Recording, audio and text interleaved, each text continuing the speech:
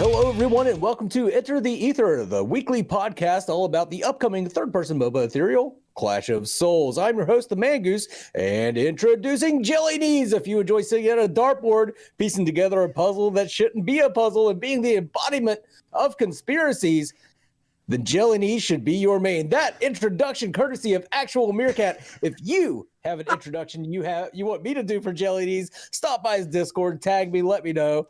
JellyKnees, how you doing, brother? I'm great, Mangoose. I am surprised you actually did it. I mean, it was a great idea. I loved it. Actual Meerkat did it, aka Desmeric. You're not wrong, though. I make everything a puzzle, whether it is or not.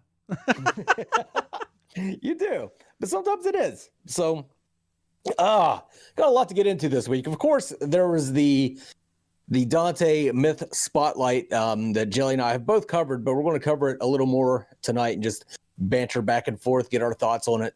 But also, something's been going on in the ethereal Discord that caught both of our attention. Fade to Black, let me know about it. Jelly, go ahead and explain it. This is the greatest thing, and this is what I love about like internet communities, is stupid stuff like this that also turns into like something amazing at the same time. There are some people in the Discord that have been speedrunning drawing Grog'Art, of all people. And it started as a joke for one of them that he just posted this random YouTube video of himself drawing Grog'Art and said it was the world record speedrun. And then somebody else made one in counter to him. Like it just... And then it like descended the rabbit hole of like, okay, what different types of Grog'Art speedruns can we have? What like different... I don't even know how it became a thing, but I'm so glad that it did. And I can't wait to see how it evolves over the coming week because I'm sure it's not going to stop there. They're both amazing and hilarious. Like it's actually kind of like there's a lot of talent there. There's a lot of talent that you need to draw Grog'Art in like fucking MS Paint that fast and have it be recognizable. Like they're even put like the little indents on his elbows. Incredible. The one thing I noticed about one of them, I think the user's name is CMoisty in the Discord. In he's got the two windows open. One is paint and one is the timer. But if you look at his tabs in the top left of the screen, one of them says Grog'Art porn. And I think that is the greatest little Easter egg of my entire life. I didn't notice that. It is the greatest Easter egg. I saw it and laughed for a solid 10 minutes. Like, it's just incredible. If ethereal becomes as popular as I hope it does, there's going to be Grog'Art porn, and I don't look forward to that at all. I'm just going to leave that to you to find, and I'm just not going to worry about it. I will find it. Nope, I'm good. I'm out. Oh god, so yeah, that's been going on and it's been absolutely great. But on to some more serious news.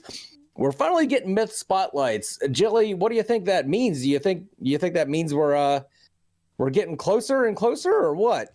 I mean, I'd imagine we have to be if they're finally releasing images of the kits, of how the abilities work. And granted, we've known Dante, right? But it seems like this is leading up to other myths being released or announced as well, getting their own spotlights. Plus, we're seeing more of the map. We're seeing people on the map. Where like there's definitely things here that are indicating we're getting much closer to that time. This is really the most we've seen in terms of development for the game. We actually have characters from the game on the map using abilities running around. That's the most we've ever gotten. Not just Paragon minions, their actual minions are involved in it as well. Yeah, so I think that's a huge step forward for them, which is great news. And the community seems to have responded well to it as well. We've seen, I mean, the last 2 days alone, they've seen like 100 people, 150 people in the Discord that are new. Yeah. It's crazy. Good for them. I'm happy for it. I know people often follow my channel for the Paragon remake stuff that I do, but a lot of those people saw the video that I did about Dante and they were like, holy shit, this is like, I don't think they believed that ethereal was a real thing. And now that they're actually seeing like the functional characters on a map, I wouldn't call it gameplay, but they're seeing what has come about, well, the fruits of Undying's labor, and I think a lot of them are now really excited for Ethereal. So really good stuff. I'm hoping that it does drive more people towards the game, because I want there to be plenty of people playing Ethereal when it comes out. Agreed. Yeah, we got to have enough people for the Jelly Goose comp to stomp on. Yeah, exactly. All right, so let's talk about the Dante Spotlight now. What do we got first? So I mean, Malaya shown. Yeah. So we're gonna talk about the Dante Spotlight, and we're gonna immediately talk about Malaya instead, because whatever. Well, I didn't appreciate seeing my waifu die over and over and over. I'll tell you that right, goddamn meow. Excuse you. How can she be your waifu if you don't have a Malaya body pillow? Oh, that's true. Yeah. Sorry. I'll make one. Next week. Just you see my bed in the background, you're gonna see a Malaya body pillow just standing in the corner behind you. Oh dear Lord. Next to a Grog'Art one. We need one for Grog'Art now too. The speedrunning community. Holes in it.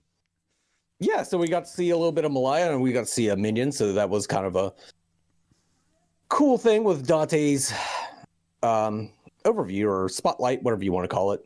So what else did you want to talk about, Jelly? I mean, so they did show us finally what Dante's passive is. We saw what it looked like in the extra life test, but it wasn't functional.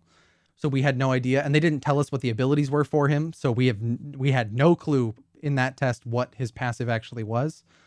They told us that it's basically a 3-hit passive. For every consecutive hit you land on somebody, you're going to get increased attack speed as long as you're still attacking them. If you switch targets, it resets. But that's the main gist of it, which I think fits well for Dante. Really, everything they've shown about his kit and what we've used so far makes him the really, I think, all-around carry. He's going to be decent at everything. It's the what is it? I can't think of the phrase now. But wow, I am completely blanking. Yeah, okay. I don't know what you're. It's all good. Don't worry about it. It's I'm just trying me. To help you out. But yeah, he does seem like kind of the twin blast or the Murdoch of Ethereal, in that I don't want to call him generic or basic, but kind of generic and basic. Like he doesn't do anything too off the wall and crazy. He's what you want from your basic ADC. He's very straightforward. Press the button, the thing happens. He's the way I usually put it is he's your tutorial character. He's the one that you can have somebody on a tutorial and without having to go too in depth, explain their kit and have the person play that character, which is not a bad thing. Every game needs a handful of those characters for new players to pick up in order to get them used to the mechanics of the game itself.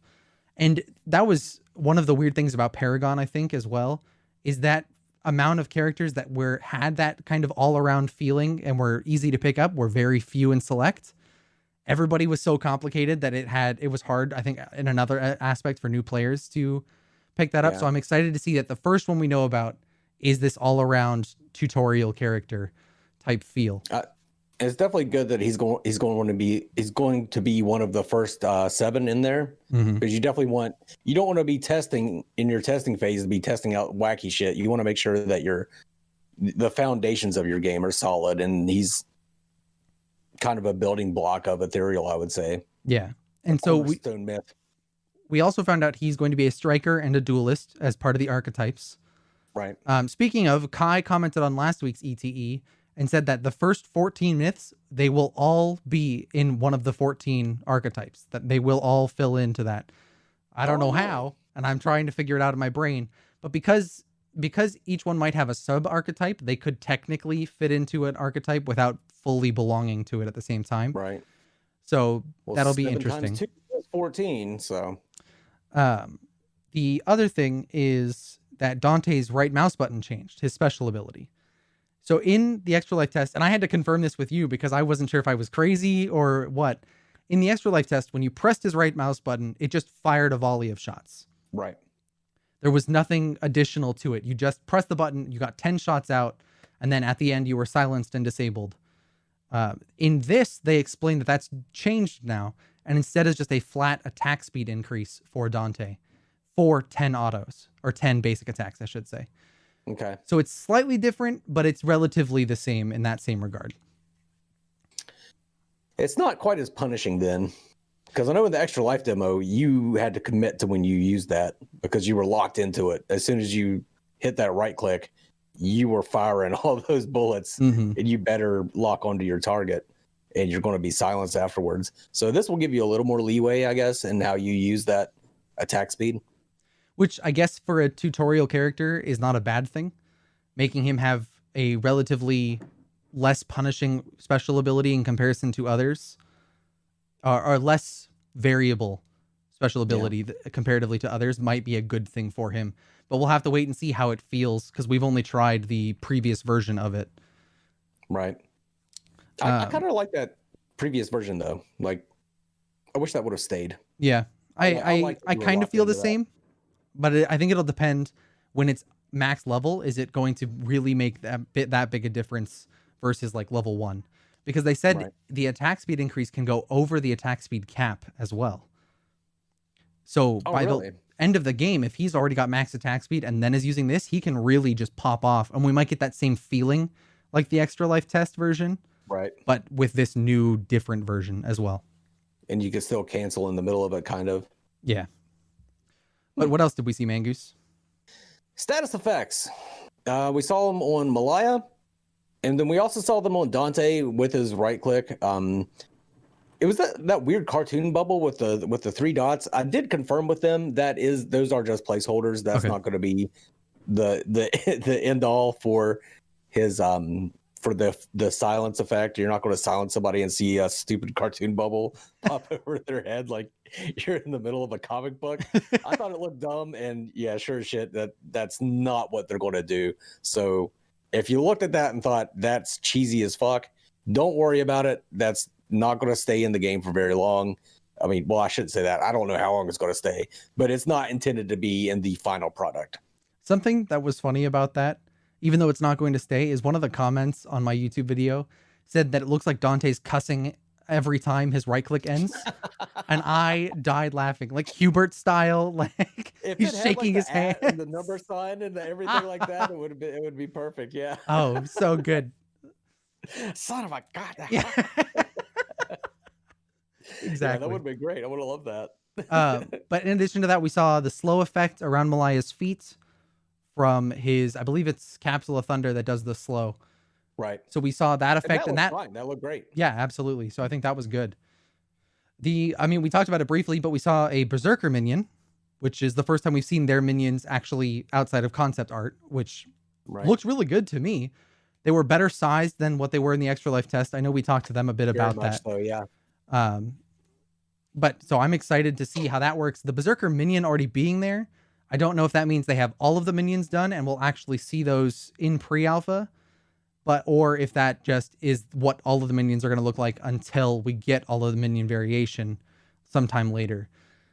We'll have to pay attention if they do. I assume that they're going to do more myth spotlights. We'll have to pay attention if there's minions in those, what minions they use. And the minion was walking very slow. I highly doubt that's going to be that. I'm sure that was just for instructional purposes only. That's not going to be how fast minions actually move. Yeah, I'm sure. Strolling. The interesting thing, speaking of where they were strolling, the interesting thing that I've looked at a couple times and I can't quite figure it out is where they are on the map. I'm sure that they're on the Void Lane based on how it all looks, but I'm not sure if they're actually in the lane itself because the way it's set up feels like they're in a weird spot than what we've seen that look like. It doesn't look wide enough to be an actual lane, does it? Yeah, but in some of the shots you can see turrets in the distance, so I'm not sure if it is a lane or isn't a lane or what all is involved with that. So it'll be interesting to see if the other spotlights take place in that same place or we're going to see different sections of the map or what that all looks like. Right. I suppose we'll find out. And then, I guess you're already alluding to it. More of the map. We got to see a little bit more of the map.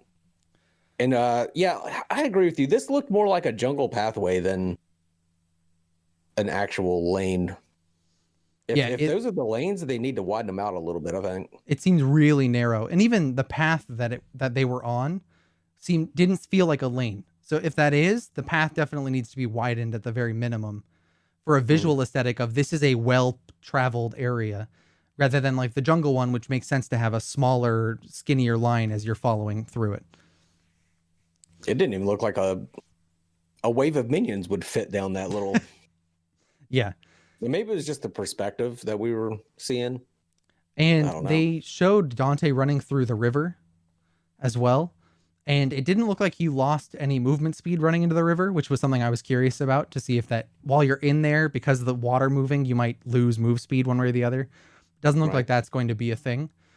So that's good to hear, at least, I think, for a lot of people, because that means you can travel through that river without feeling like you're at a exposed state in that same process. That would be interesting. That river was huge. Huge. That's how wide I would expect a lane to be, maybe. Yeah. And then the stupid obelisk at the end is driving me insane because I just want to know what it does. And even Skifter, who I believe recorded a lot of, if not all of the stuff for the Spotlight, said that he purposefully panned up to the obelisk purely because he knew I would lose it. But in doing so, he kind of confirmed that is the obelisk. I don't think we actually knew whether or not that was the obelisk or not, or if that was teleporters. Some of us knew. Another thing for the tinfoil task force, we knew the whole time. You didn't know. No, we knew, Mangoose. You don't understand. And now, so the obelisk, we'll figure it out one of these days. The game's going to come out. They're still not going to tell us what it does purely so I can just lose my mind. Towards the end, I would say it was an emote. You're saying that you think it might have been a back animation? I do think it was a back animation because of the way, knowing that a lot of the UG devs are League players is a big thing for me. And almost all of the back animations, or all of them for League, have a blue circle on the ground that is kind of like a sigil of some kind, for lack of a better way to put it. And then you have the blue particle effects coming up into the air. That I think that's more than likely a back animation. Okay. But it could be an emote. Maybe he just puts a thing on the ground as his emote because transmuters. I don't know. I mean, it's cool either way, whether it's an emote or a back animation. It's nice to see that they have that in the game already. Mm-hmm. Absolutely. And that was one of the things I pointed out. It was nice to see death animations. You don't see death animations very often. I know a lot of people thought that it was a cheesy death animation. I don't really give a shit. I personally didn't think it was cheesy, but I mean, it was a little hammy, like who's going to jump up, flip around in the air, and then fall down.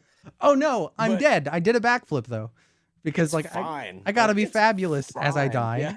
Yeah. But I think it's really cool that they have death animations in already. I mean, like usually it's just people just explode and then you don't know what happened. Yeah, and hit registration too was a big thing. Every time Malaya got hit with an attack, she would always kind of recoil backwards a little bit, which was a complaint a lot of people had about the extra life test, is that you didn't have that feedback of getting hit. So I think seeing that helped a lot of people get past that at the very least, if not become more on board with the whole thing. It's a lot of the reason a lot of the parazombies felt very hollow is that there wasn't enough of a hit reaction. And like we've talked about the visceral experience that Paragon was like, well, I've talked about it at least quite a bit. And that's what added to it. When you hit somebody that kind of reacted to being hit, and you could watch your basic attacks impact on them. And that's clearly visible in this Myth Spotlight. Is the Dante's basic attacks come out, and there's an explosion around his transmuters, so you can tell when he's firing. You see an obvious projectile fly through the air and then shatter upon Malaya or the minion or whatever.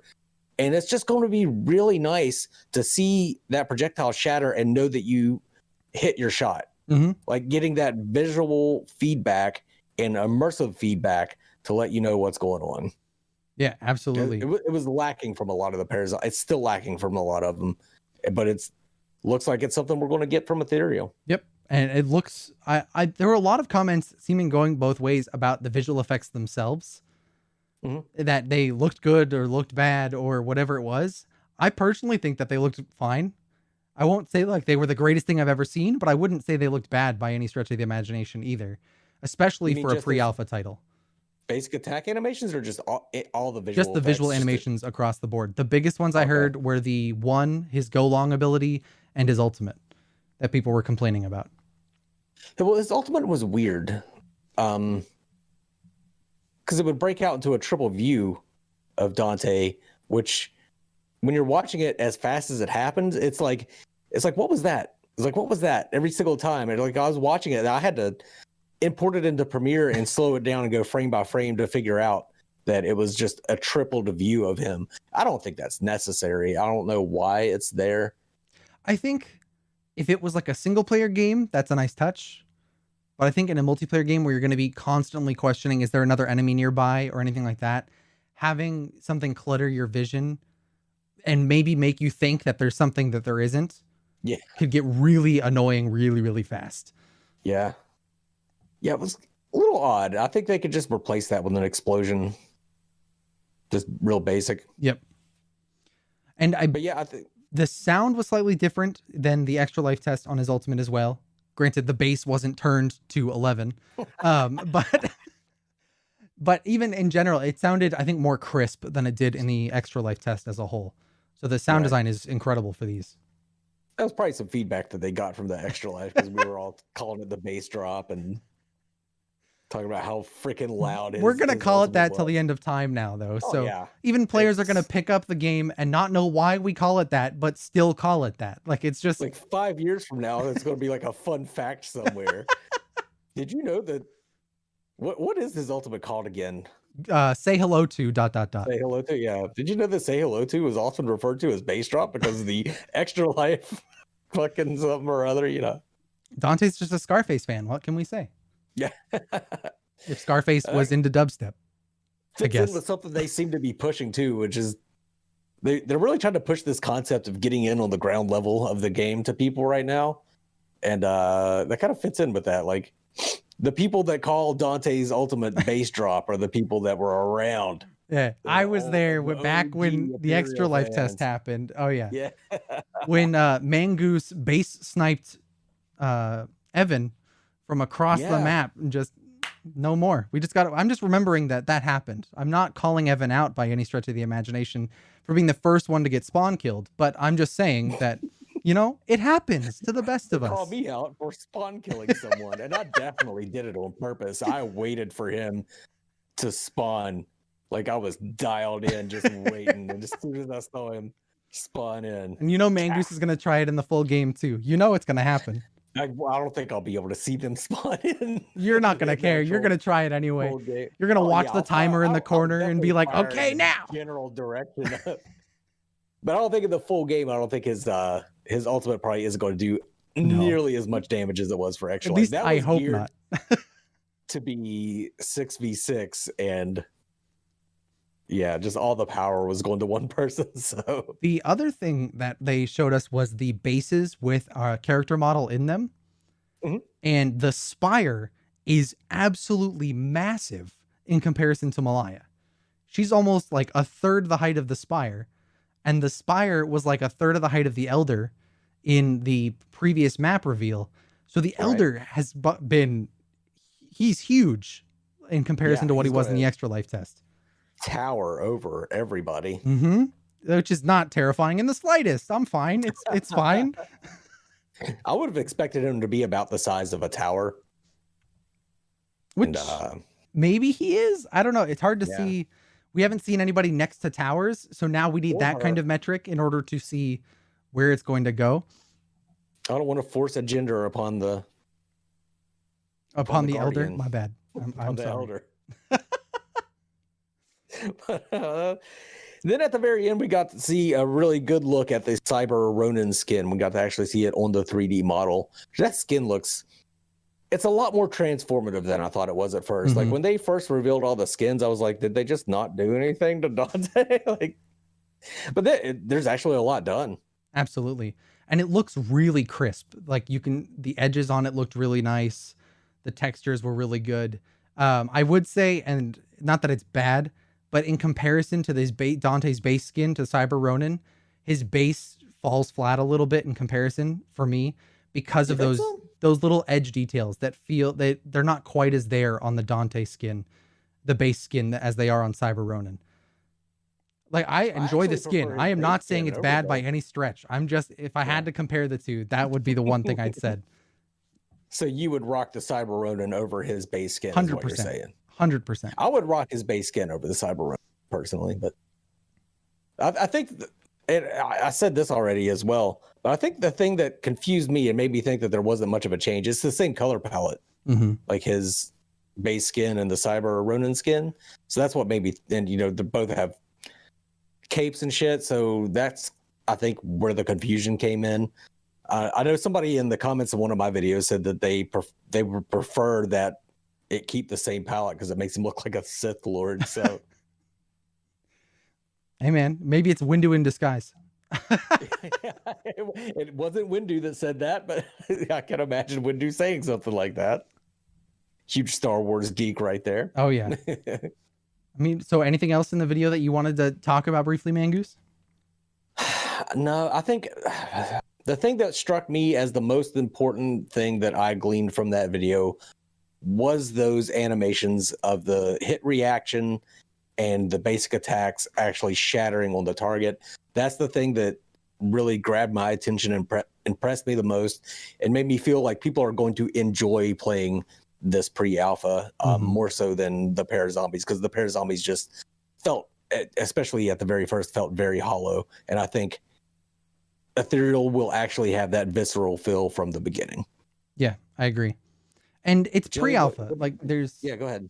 There's a lot of room to grow and change things from here on out, right? None of this is claiming to be a finished product yet, right? So things like animations or visual effects or anything like that still have room to change and be updated and made smoother, better, whatever it may be from now till the actual full launch of the game, because we're going into pre-alpha. This is they're further along than what I would consider a pre-alpha, but by the same token, they still have a lot of room to grow and do other things. So if that's what they want to call it, more power to them. Yeah. Well, like you were saying, people were like, cheering on, saying that the visual effects were great, and others were saying they were not so great. It's because some of them were really good and some of them were not so good. And, it's both, and they have a chance to, be happy that we have the really good ones. Absolutely. And look forward to them improving the bad ones, I'd say. Yeah. Joey, what are your final thoughts? Overall, really impressed, to be honest. And I'm excited for what this means going forward. Assuming we're going to get more of these in the future over the coming weeks, my guess is that they might become part of the community corners.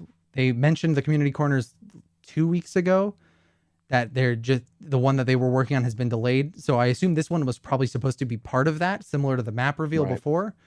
So in theory, in community corners in the future, we're going to see more and more of these reveals being done. And I'd assume we had the weird malware thing before the reveal, that malware kind of leaked his abilities sort of on the website. I imagine we'll see that a couple days in advance of every reveal as well. That would be cool. I would like to see that. I'll just, whatever information I can get, give me some more. Give me some more. Yep, absolutely. I think that about wraps it up. Jelly, you got anything to plug? Videos as normal. More and more videos, of course. And exciting thing, I officially launched today, the time that we were recording, is Ethereum.gg. It's a website I've been working on in the background for a bit, and right now it's just going to be kind of blog posts, keeping a kind of a one-stop shop for all the updates of Ethereal. Whether it's something that's been posted in the Discord or on the website or a YouTube video, it's all going to be located in one spot. But the big thing that's coming, hopefully with the release of the game, is a full builder for you to create builds and share them with other people when the game comes out. So you can help learn the builds, learn the game, get the whole 9 yards in there. So that's in the works. There's a teaser for that on the website right now. And yeah, that's it for me. What about you, Mangoose? That's what I was going to plug if you didn't plug it, was your website. It's Ethereum GG, right? Yep, Ethereum.gg. And I know Big Fat Gamer's been talking in my comments about making a builder for Ethereal. I keep trying to tell him, like, go talk to Jelly, but I didn't want to reveal that you were working on this website. So Big Fat Gamer, I'll tell you now, Jelly's already working on a builder. If you want to work with him on that, that would be awesome. So, yeah, I think that's going to be about it. I hope you guys enjoyed the show. I hope you guys enjoyed that myth spotlight for Dante, and I hope we get more as we all enter the ether. Mangoose.